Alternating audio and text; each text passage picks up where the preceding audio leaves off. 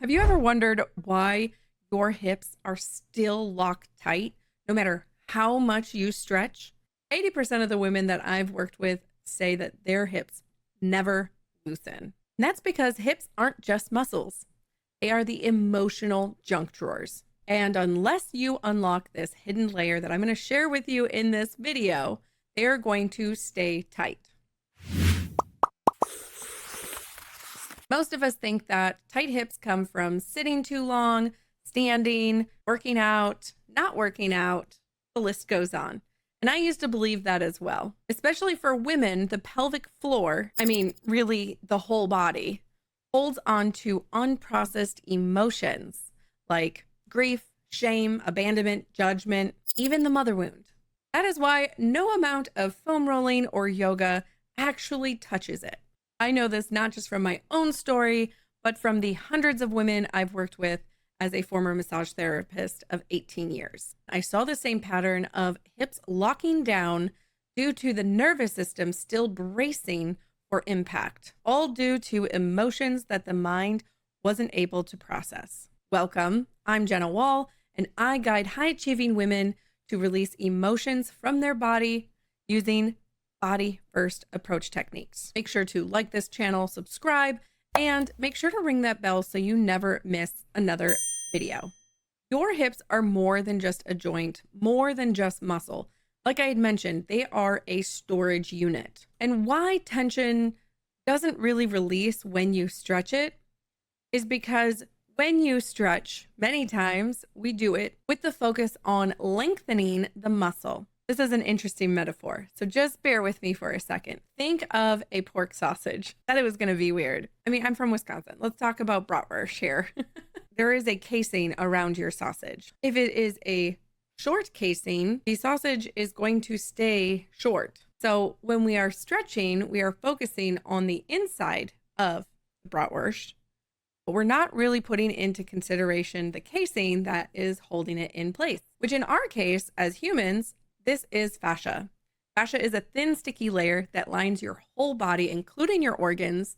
And when it is impacted through either repetitive motions, trauma, it is going to adhere and be sticky, like saran wrap.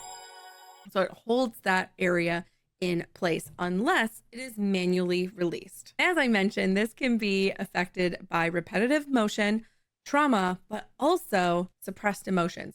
So our fascia is not only the thin, sticky layer that holds us in place, but it's also a communication system. So if you stub your toe, it sends a message through your body to your brain. And this is why body first approach techniques are so powerful, because our body is the first one to be alerted by a lot of things that are in our environment, and then our brain gets to process it.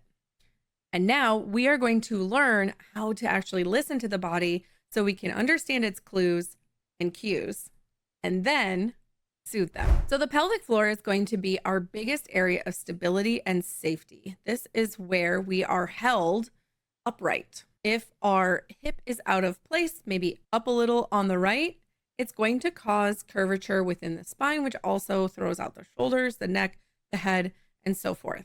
But emotions can cause us to have specific posture changes as well. So if you are feeling shameful, grief, fear, sadness, and your shoulders start to curl in, we have this motion of our shoulders to protect our heart because our body is always trying to protect us, but then our head protrudes forward and we walk around life like this. This can cause us to go into freeze, what many people call functional freeze, where they can still do things, but they just almost feel numb, or they feel like they have their gas pedal on and their brake at the same time. And all of that is held in the pelvic floor, frozen hips. And this is due to not wanting to move forward, because what do the hips do? They help propel you forward.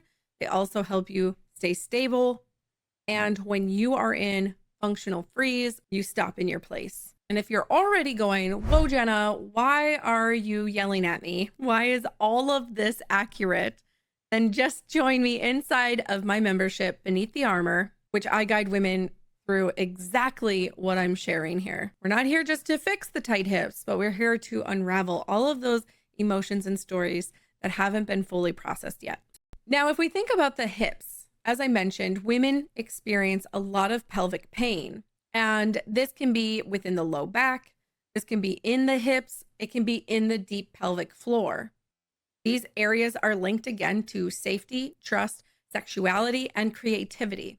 If you felt like you couldn't be creative, which happened to me, I was very imaginative.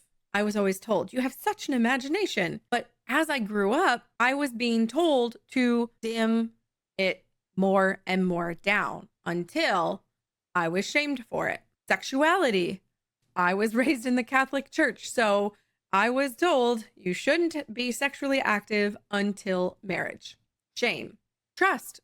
Anything I did, I didn't trust myself because I was always told that it was most likely Jenna's fault. I was the middle child and Jenna probably did something. No self-trust. And stability.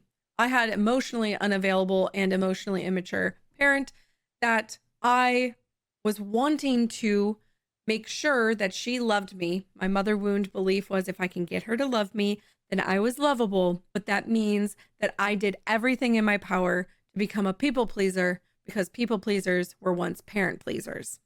Just because you give a bunch of love doesn't mean you receive love in return. And because that people pleasing tendency comes in, then you feel like you have to carry everybody else's imbalances. You are then told to hold everything together, the kids, the home, the husband. You also have it in your head that you can't ask for support. And even if people give you support, you feel shameful for receiving it. This is all tied to the mother wound, and it's all neatly packaged in the pelvic floor. So now let's go ahead and release some of that pent up tension. I'm going to go through a pelvic unwinding sequence. I will preface that you may cry, you may feel a little angry after, you may notice anger even hours or so after, or you may feel a little weepy. It's very interesting how the body releases and processes, but just be compassionate. And again, if you want more support, make sure to jump into my membership Beneath the Armor. You can get that link located in the description below. This movement is going to be best if you are laying on a flat surface, either a bed or the floor. I like the floor because it is a little bit sturdier. I will be walking you through each step of these exercises. Make sure we are going very slow because fascia likes slow movements to be able to feel safe to unwind, as well as using our breath to keep that area nice and lubricated. Go ahead and lay down on the ground or the bed. You're gonna have your feet shoulder width apart and your knees bent, rolling your shoulders back, tucking in your chin, taking in deep breaths. Really notice how your low back already feels. This is already a great opportunity to just sit here and use legs up the wall for 5 minutes to bring that pelvic region back into a posterior tilt. However, we are going to do the pelvic unwinding for an anterior pelvic tilt. So with this one, we want our heels as close to our glutes as possible. And we're going to inhale, and on the inhale, you are raising your glutes up, but using your heels. Not your whole foot, just your heels. And then exhale, we're slowly coming back down. Make sure you allow your pelvic to lay flat on the floor. And then again, push through the heels, inhale.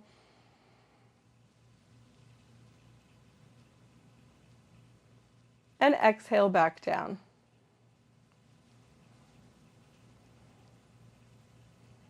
Inhale up.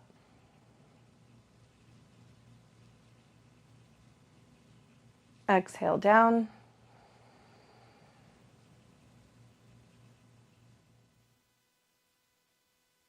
Inhale up. Exhale down.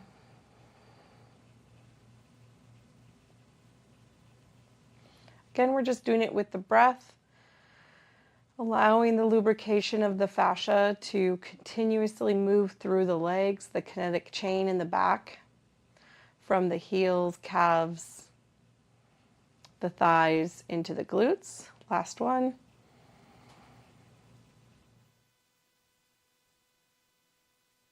Then we're going to take a full rest by bringing your legs down for 30 seconds. Already notice if there is less tension, less pinching, impingement. After the 30 seconds, we're going to go ahead and bring our feet on the floor. You need to tuck in your pelvic bone. And then this time we're going to bring our soles of our feet together and slowly bring our legs out for an external rotation. Again, roll the shoulders down, chin in. And this one, we're just going to breathe. You may feel a lot of tension pulling on the adductors or the inner thighs. You may also feel some impingement in the low back. This is going to be lengthening of the pelvic floor. And again, inhaling, exhaling deep into the diaphragm to help with lubrication of the fascia. After another 6 to 8 rounds of the breathing for this one, we're going to slowly inhale, bringing the legs back up to center. And now we're going to do some pelvic rocks or pelvic tilts.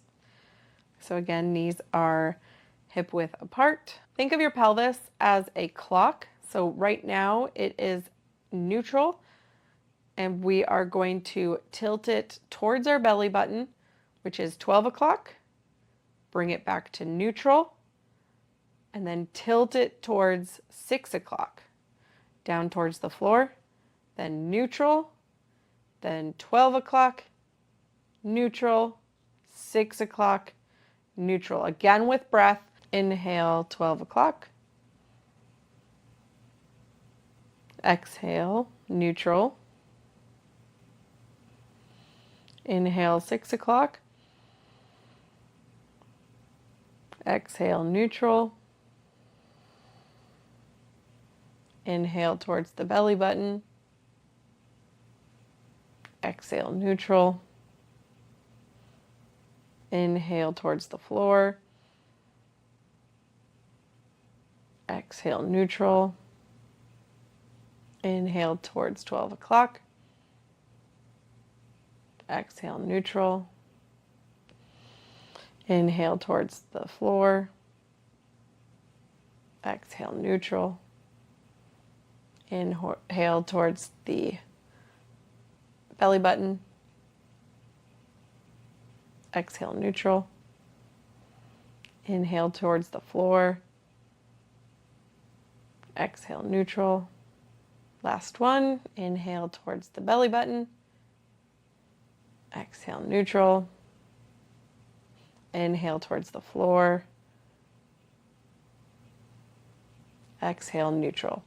And then go ahead and do a full rest with your legs down on the ground for 30 seconds. I truly hope that this helped you and you received some sort of relief within the low back and hip area, maybe even your pelvic floor. Definitely share in the comments below because I'd love to hear what you experienced, or if there is another area in your body that you're interested in what emotions might be hanging out there and what movements would be best to release them. Remember, your hips aren't busted. Your body isn't failing you. It's actually protecting you. And once you allow it to feel safe, it will let go.